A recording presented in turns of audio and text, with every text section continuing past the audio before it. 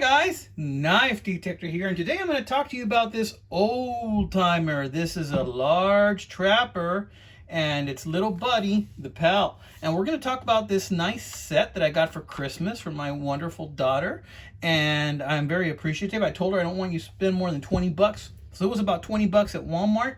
And I'm going to talk to you about that in a little bit. First, I'm going to talk about these other knives, give you an update on one knife over here, play the guessing game with you, guess the knife with this one, and we're going to talk about that. And then I'm going to tell you about this knife right here, which is a pretty random knife, and I'm going to explain what it is to you in a little bit. Okay, guys, let's start.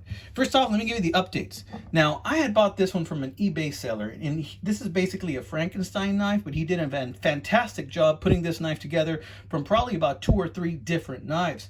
This is an Ulster frame, right? He used the liners probably and the springs from an Ulster, and he replaced the blades, and it has this beautiful sheep foot right here, right? And he put this blade on there, and the other blade was just kind of like a nub. Was rounded here, it was kind of chubby here, and so what I did was I kind of sharpened the edge a little bit, and I turned it into a bit of a screwdriver. So this is now an electrician knife.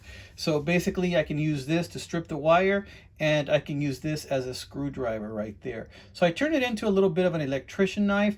If you recall the other video, that this blade was kind of a little bit deformed, so I just did that change to it. Other than that, this is a fantastic pocket knife that he put together.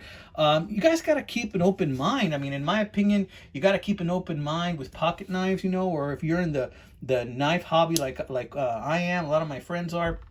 You know, there's a lot of ways to get your knife fixed, you know, whether you make videos on them, whether you buy a knife that is modified or somebody made, or you make a knife yourself. There's a lot of ways to stay active in the hobby and really get your fix for that hobby, right? And I use the term fix as if we're knife junkies, because basically that's what we are. We are knife junkies, guys. Anyway, so I'm going to leave this bad boy right here. Now, speaking of whether you find a knife or something like that, I found a knife, and I was mowing the lawn, or using the weed eater rather, and by my trash can, by the curb right next to the street, I found a knife. It was in the open position, and it was underneath a little tuft of grass. It had a lot of adhesive right here. This knife had a lot of adhesive, like somebody used it for some spray adhesive to kind of smooth things out. And I saw it kind of there, I only saw the butt sticking out. So I said, I can't believe I found a knife. And it was in the locked open position, and I could not close it. So I just set it aside, and I finished weed eating and doing yard work, and then I came back to fix it. Disassembled it, took off this screw, and I started to notice some things about it. I believe this was somebody's work knife that probably fell out of the back of their truck.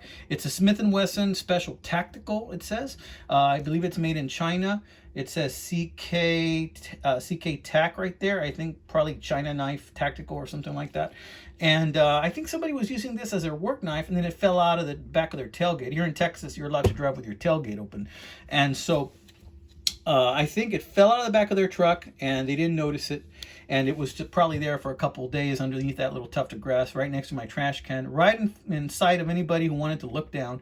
In any case, I fixed it. I opened it up. I noticed that somebody had replaced this screw. They had replaced it even with a tiny little washer here, and did not find the exact screw, but they tried to make it fit well. That tells me that somebody was using this quite a lot. The blade was very dull. I now have this part of the blade very sharp, but this edge of the tonneau here still needs a little bit of sharpening. And you know, you got to keep your eyes open out there, guys. You know, sometimes you'll run into a knife and you'll find a knife. Tell me, guys, have you ever found a knife? I've actually found a few in my day. It's like the law of attraction, guys. Us knifers out there, we're always thinking knives. They're gonna find their way to us one way or another. You guys are detectors just like me. You're gonna run into these things, right? Chance favors the prepared mind, just like one of my favorite movies, Under Siege 2, with Steven Seagal. There's the bad guy uses the phrase chance favors the prepared mind. So in any case, check that out, right? We're gonna leave that open right here. And I'm going to talk about this one. This is my mystery knife for this video, guys. Have you ever seen one of these? I know some of you have, and I know at least one of my subscribers already did a video on this knife. Not this particular knife, but a knife like this. And check this bad boy out, guys. This is a beautiful equal end knife with brass liners. Who could have made it? You tell me. Yeah, so another one of my subscribers, and I subscribe to his channel too. The name of the channel is Practical Knife Reviews. He did a video on this one as well. And all I'm going to give you for a clue is, gosh, any Michael Jordan fans out there? Gosh, he's famous for a certain number. Yeah. So that's all the clue I'm going to give you. But this is a fantastic knife. So the upcoming video I have is going to be on this baby right here. That is an absolute joy to carry. And as you can see, it is an advertising knife. They made this one in the late 30s, late 30s, mid 40s is when they made this guy right here. Beauty of a knife. I'm going to show that to you next time.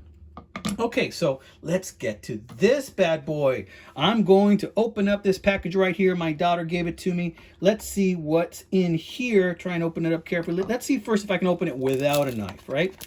Yeah, I always want to grab the knife, right? Just instantly. Let's see if we can open it without the knife first. Let's see. So far so good. The reason I'm trying to do this is because I do not want to scratch it with another knife. And yeah, here it comes. Yep. And notice how the blade has a little guard there. Keep you from cutting yourself as you're tearing this thing open. Excuse me. I'm clearing my throat there. Sorry about that, guys. Feel like a kid on Christmas morning. Yeah, let's pull that out. Oh yeah, look at that. We're gonna check that out a little bit. Let's keep opening this thing. Jeez. Let's try and rescue that little guy out of there, the pal. Yeah, these things is hard to open, guys, especially if you're not doing it with a tool. All right, I'll get a little bit of help. Let's use this guy right here.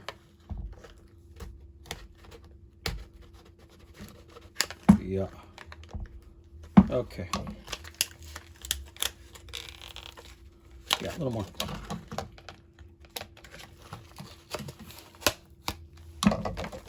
Alrighty then. I can slip it out right there. There it is. And oh my, I just felt the edge and it is sharp. It is still trapped in there. Gotta be careful with this sheep's foot. It is sharp. It is very sharp. I'm always stropping this thing. There it is. Little guard fell off. If you hear some meows in the distance, it's my cat Thomas wants to come in. All right, let's set this trash aside. Let's close this bad boy up. The less blades I have open, the less likelihood I'm going to hurt myself. Hurt myself. Just like that. Okay. Oh my, look at this big trapper, guys. Look at this big OT. This is going to be awesome. I'm going to carry this bad boy tomorrow. I had to do this video now because I want to put this in my pocket as soon as possible. I do it right now, but then you wouldn't be able to see it anymore. You know, there's nothing like a good old-timey knife. And yes, this is not a vintage one. This is a modern one. So this was made in China, but check out the tolerances. Brass liners. Let's check out the blade. Snaps open. This is a 95 OT. No half stop. Nice close. Here's the spay blade. Remember, this is a trapper. Wow, look at that. Yeah, this is already quite sharp. Do the nail test. Yeah. This is already quite sharp, but I'm going to strop it and get it even sharper. Let's look at this little pal. Oh, this little pal's pretty darn sharp, guys. It is pretty darn sharp. It's just a single blade little pal. Look at that. It's a tiny little knife. This is a 1-2 OT, a 12 OT. So cute, right? Yeah, talk about a church knife, something to put in your pocket, you know, or something like to have, like if you're going to have shorts and you're going to go out for a jog or something. Although I probably prefer a Swiss Army knife or something. Cool. So that's it, guys. I wanted to show you this video. Remember, think about this one. What American company possibly made this knife? And why is the number 23 significant? All right, guys, that's been another episode of the Knife Detector. Hope you all guys are enjoying this week that's going to come up. You're watching this video. It's probably going to be Monday when you're watching this video. We have a fabulous work week ahead. That's hit it hard and strike hard, strike fast, no mercy, just like they say in Cobra Kai. All right, guys, take care. God bless you, my friends.